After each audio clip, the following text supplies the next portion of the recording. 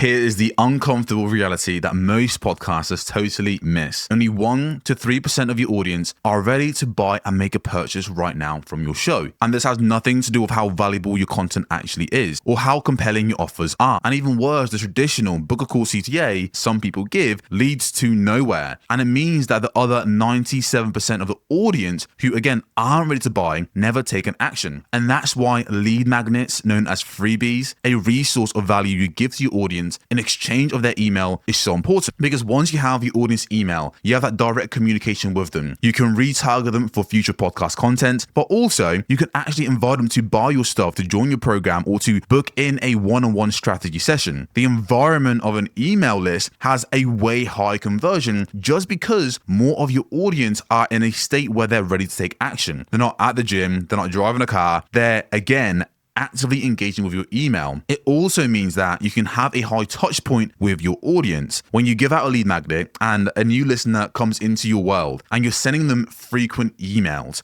you're able to build and nurture that relationship way more outside of the podcast. Now, just because you mention to buy your program at the end of an episode and the listener doesn't buy, it doesn't mean that they're not going to buy in the future. So when you capture their email and you can keep top of mind, when they are ready to buy, you can capture a much bigger pool of your audience and drive way more sales for your podcast and business because, again, you're prioritizing your newsletter and your email list. Now, that's great. That's fantastic. After interviewing and coaching 350 plus podcasts, what we have noticed is that the majority of podcasters struggle to get their audience to actually just take the action, whether that's book a call, whether that's buy my stuff, whether that's, hey, I've got this free lead magnet, this freebie, which, by the way, I'm not a fan of it, but hey ho. The point is, most business owners struggle to engage and get their audience to take that next step, whatever that might be, which is a problem if you're a business owner who's trying to build an audience, make impact, and generate more leads and sales from your podcast, if you can't get your audience to take action. Now, look, this is a much bigger problem than most podcasters think. Look, imagine for a second, right? You just invested into a retail store. You make the place look nice. You get a designer to come in who does the interior design. You spend time making sure that the product placement are all done in the right places. You get neon lights to make it look fancy. And you buy and invest in premium products that you know and feel like will sell. Because for you, you're trying to create an exceptional shopping experience. Now, let's say, for example, you have a ton of potential customers who come in, who browse around, who even compliment you, saying, hey, by the way, awesome shop, I love the stuff you've got in here, but then they walk out and never make a purchase. And let's say that repeats week after week, month after month. What would happen to this business that you've just built? It'll feel like a bit of a waste of time, right? You've built this thing, but now it's not giving you an ROI. No one's actually engaging with you. Well, look, that's exactly what happens to most podcasters. And what you might be experiencing as well, where you invest all this time, all this effort, all this energy into your show, your cover art, interviewing high-profile guests, or prioritizing solid podcast episodes to produce valuable content for your audience to listen and consume, because you want to get visibility, you want to reach a new audience, but more importantly, you want to build an actual community. You also want to generate an income for the show. You want an ROI for the time you've invested in. And the annoying thing is, your listeners do enjoy your content. You do have an audience that's there. They are paying attention, but for whatever reason, they're not joining your newsletter or your email list. They're not taking you up on your lead magnet, your freebie. They're not buying your course or your program, and they're not reaching out, begging to work with you. But you know that's possible because you see other people doing it. So what gives? Now consider this. If you're a business owner and let's say you have 1,000 listeners on your episode, right? Let's say, for example, we have two realities. Business owner number one, business owner number two. Business owner number one figures out a way to get 1% of his audience to take action. And let's say he's getting 1,000 listeners per episode, right? And then business number two figures out a way to get 3% of his audience to take the exact same action. And let's say, for example, again, he's also at 1,000 listeners per episode. Now, here's what's interesting. Those numbers, they sound pretty small when you kind of say them out loud, right? 1% to 3%. I mean, not a big difference, right? But let's just say that both of them have high ticket coaching programs worth anywhere between, 2,000 and 5,000. Over a course of a year, business owner number two will end up making hundreds of thousands of additional dollars from that simple 1 to 3% conversion. And now in a moment, I'm going to show you how to persuade and convince your audience to take action with ease. But I just want to make this very clear. Let's just quickly look at the maths of a 1% conversion rate. I'm going to nerd out here a little bit. Here comes my maths, right? Public maths, here we go. Versus a 3% conversion rate. And I think just by you seeing this, you will see it's honestly a massive difference in terms of how much money you can expect to generate from your podcast. So look, let's have a look how much money you end up leaving on the table if you had a shitty, bad CTA conversion, and how literally a small improvement in your calls to action conversions can mean you make substantially more money. So step number one, let's say, for example, you have 1,000 listeners per episode and your CTA gets a 1% response rate, meaning for the episode, you get 10 people to respond to, let's say, a book a call to explore working with you, right? And let's say you publish weekly. So that means you get 40 responses every single month. That's 480 responses per year. Now, step two, let's have a look. Let's pretend that you charge, let's say, $3,000 per client. A lot of my clients charge anywhere from $2,000 all the way up to $20,000 per client. That's how much they charge for their coaching programs. So let's say you charge $3,000 per client. You convert at 5% response rate, meaning you turn 5% of your audience into clients, which again, let's say you booked 480 calls and you closed 5%, which is again, being extremely conservative, worst case scenario. That's 24 clients per year from your show, which again, really isn't bad. It's decent, right? Now, of course, that equates to, if you're charging $3,000, that equates to $72,000 per year in revenue. Now, step three, let's say you optimize your CTA literally from 1% to 3%, which again, doesn't sound like much, but you'll see how much more money that actually ends up being. So you get 30 responses per episode. That means you have 120 responses per month, which equates to 1,440 responses per year. You convert at 5%, which means you get 72 new clients per year, charging $3,000, which means you make $216,000 per year from your show. Step four, you're essentially, if you went from, let's say you didn't have an optimized CTA and you stay stuck with this 1% conversion rate, you're leaving $144,000 per year on the table every single year because you didn't have a better CTA, or rather, because you didn't know how to convince your audience to take your CTAs, to book on a call, to join your email list, to buy your course, to buy your program, whatever that might be. You weren't able to persuade them and get them to take the action you need them to take in order to drive them through your funnel, to enter your world, to buy more of your stuff. The exact same content, exact same audience, just better CTAs. And you'll see later on is not just about the CTA, but essentially that 1% and 3% difference was the same audience, right? It's just how we influence that audience to take a particular set of action. And let's say we dumb things down, right? And let's say you only had 500 listeners per episode and you sold at $2,000. You're still losing $48,000 per year by not fixing your CTA, by not understanding how to get your audience to take action. Now, before we dive into the solution, I want to help you identify maybe hidden areas where you might be falling short. That's leading your audience not to take action. That's meaning that you're again trying to share this lead magnet, trying to get people to take action, but it's just falling short. So the first one is this, and this will sound so obvious. I remember we had a client who was getting around 500 downloads per episode. Now, her frustration was the fact that she has this audience, the show is growing, but it didn't seem like people were taking a call to action. And we knew this because at the end of each episode, she would kind of just mention, hey, I have this lead magnet. If you want to join it, go to this website and grab it. Or, hey, go to my show notes. I have this community event coming up. Be sure to join it. And her numbers just weren't adding up, like barely anyone. And it seemed like no matter how much she pushed with her CTAs, and no matter how much the show grew, people just weren't taking any action. Now, of course, she came to us and we decided to do a bit of investigating. And after doing a quick audit of the show, we noticed a glaring problem. And again, this is a problem that so many podcasters go through, and you might even be going through right now, and you might be unaware of this. Now, in her mind, she thought it was something to do with her CTA or her lead magnet or the fact that audience just weren't engaging. But when we had a further look at her podcast, we reviewed her retention time. And the retention time simply just kind of shows us like how much of her podcast content are her audience consuming. So let's say, for example, she has a 1 hour long interview and her retention time is 50%. That tells us that an average listener listened for 30 minutes, right? The problem that she was facing when we looked at her retention time was that the first 90 seconds of her intro, her audience dropped by like 60%. Like the majority of people literally click play, listen for 90 seconds, and then pissed off. The majority of people who started listening to the podcast to begin with, who click play, didn't get to the end of the episode. They weren't even hearing the offer being made, which of course affected her show's ability to get people signing up to her stuff. And it wasn't until we fixed this that her signups started growing way more. So mistake number one is having a terrible intro that doesn't convince a stranger to listen to the entirety of the episode in order to get to the point where you give them a CTA. That's an obvious one that is kind of hidden in plain sight. And because it's hidden in plain sight, it's very easy to miss. So that's the first thing. Look at your retention time and ask yourself, are the majority of my audience even listening to my CTA? Now, you might say to me, well, Ant, my CTA is at the start of my episode.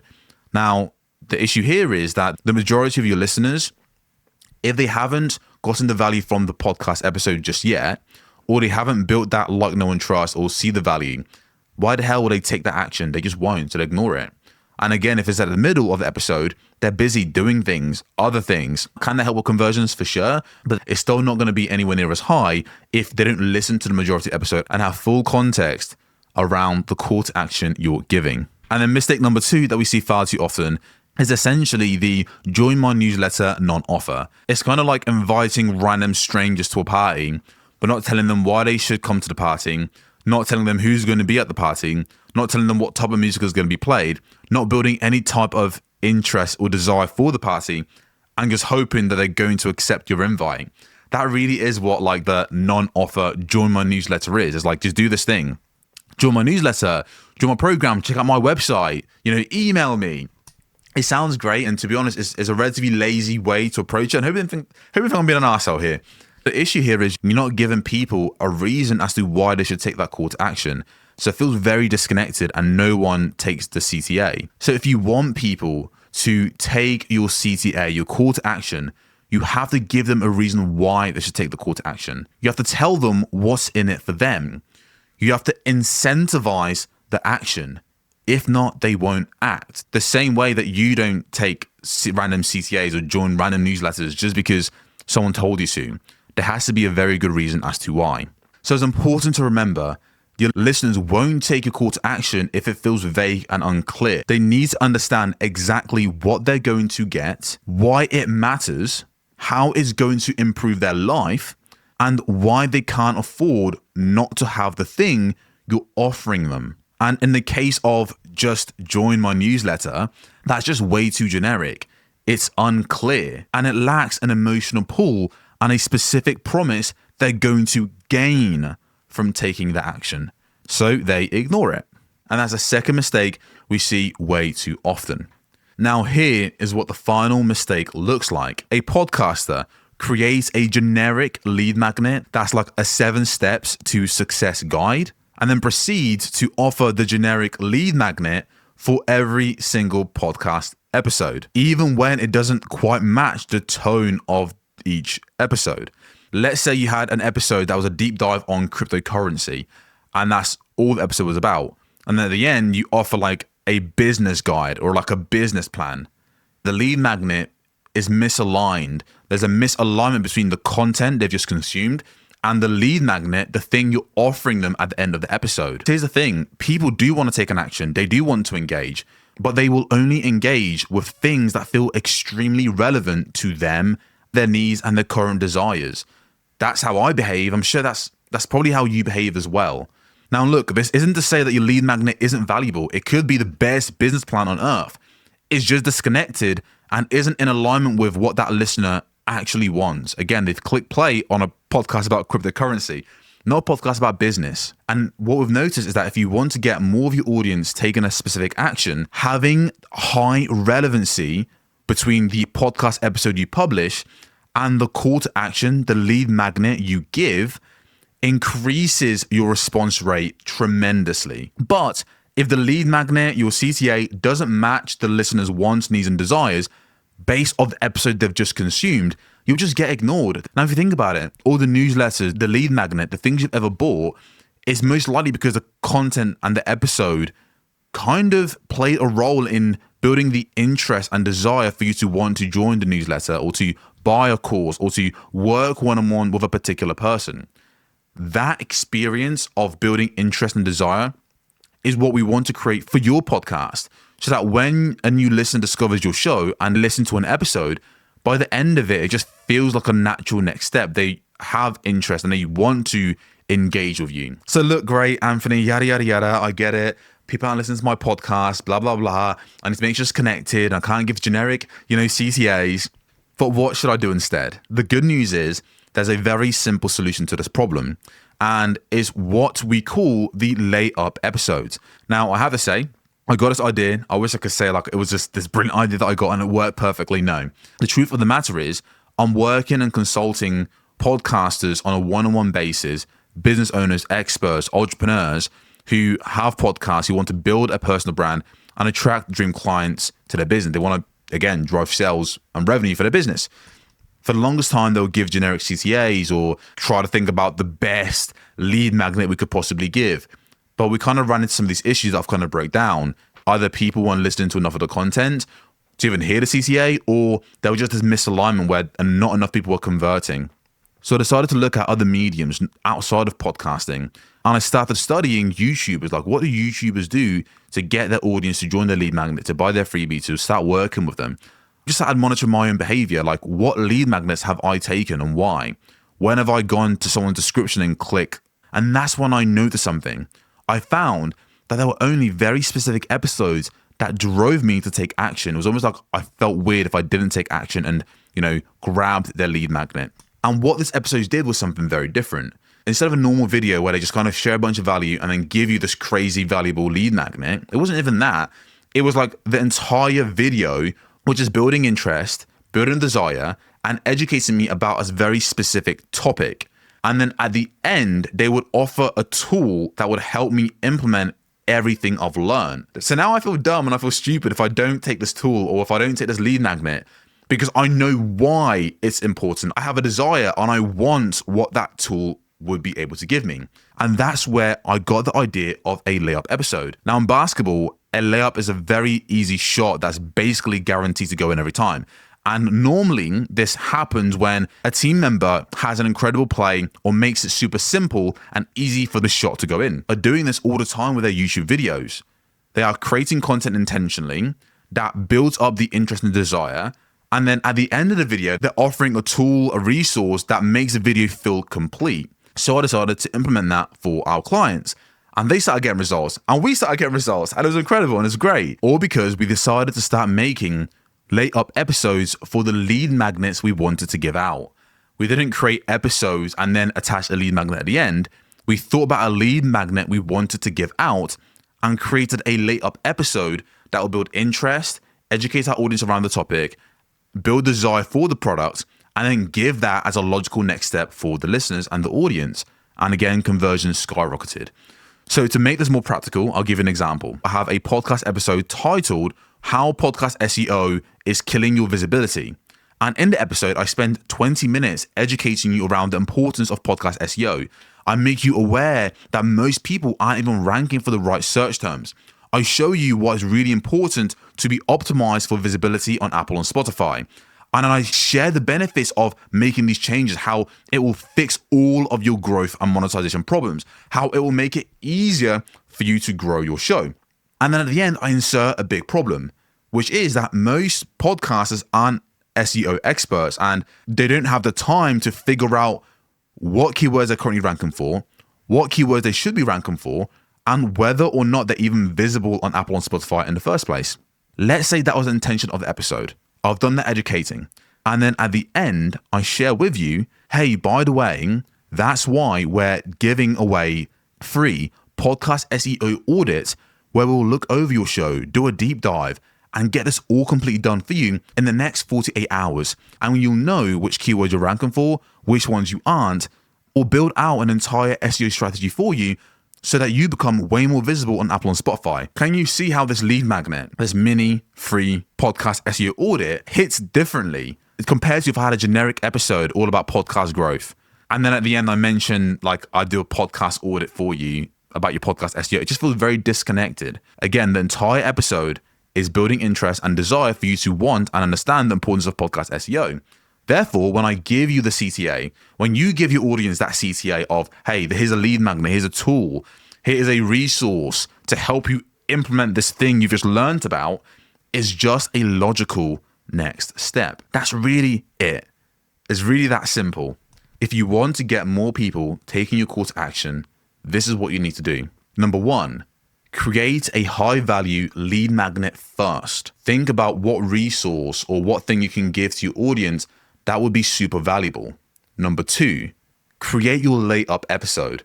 The entire point is to educate your audience and to build up interest and desire for the lead magnet you are going to offer them at the end. For example, if you're a productivity podcaster and you have an episode titled 3 Reasons Why Productivity Hacks Fail, and in the episode you break down why most systems are too complex, why they can't stick with it, and what simple, sustainable systems look like. And then let's say at the end you mention, hey, by the way, I've built a template that you can start using today to help you finally start sticking with your productivity systems. That tool just feels so much more valuable because, again, you've built up this entire interest. But if you just gave them like a productivity guide, they don't really care because it's like, I've just got the value from the episode, so why would I want this guide? Whereas if you educate them around the flaws, the area that people mainly screw up on, why it doesn't work, and then you mention at the end you have this tool that fixes all of those problems, it just feels like a logical next step. It'll feel weird for them not to take the tool. That's the experience we want with a Layup episode. We're laying up the lead magnets to have way higher conversions. And then step number 3, position it as a natural next step. The language you use to describe this product, this thing, this freebie, call to action is super important. You need to incentivize them to take it, which is you can simply use a PAS CTA framework. Here's what it sounds like. P, pain, agitate, solution. You want to start by building up the pain, start by agitating the pain to get that person to want to take action, and then providing a solution as a next step. So an example might be, hey, look, if you resonated with this episode and you found yourself consistently unable to stick with a productivity plan, which means you end up procrastinating and feeling like you're falling behind whilst you're doing so much, watching other people's fly by you whilst you still feel like you're playing catch up. That's why I created this productivity tool that's simple to use and helps you get ahead without feeling overwhelmed. Again, give you an example here, right? But you see, problem, do you feel like you're stuck behind? Agitating the problem, do you feel like you have so much work to do? Do you feel like you're behind? Agitating the problem, you're watching other people get ahead of you and you're feeling overwhelmed, right? And then solution, well, the clear solution is this tool that I'm offering you for free. All you have to do is go down in the description and grab your tool. So look, with that being said, I'll catch you in the next video. Peace.